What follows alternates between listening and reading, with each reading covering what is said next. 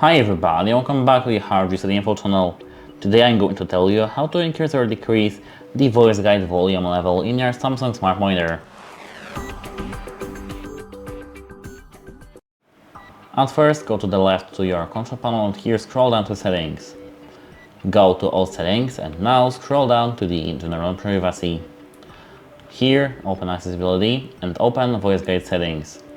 Turn on Voice Guide and then you'll have access to Volume. Voice Guide Settings, 5 items. 2. Volume, loud, adjust the volume of Voice Guide. 1. I will tell you this without the Voice Guide. Off. Here, if you click this, you can change the volume level from loud to soft to normal.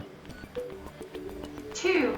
Volume, 3. 2. Medium, 3. Soft. That's how it works. Goodbye! Voice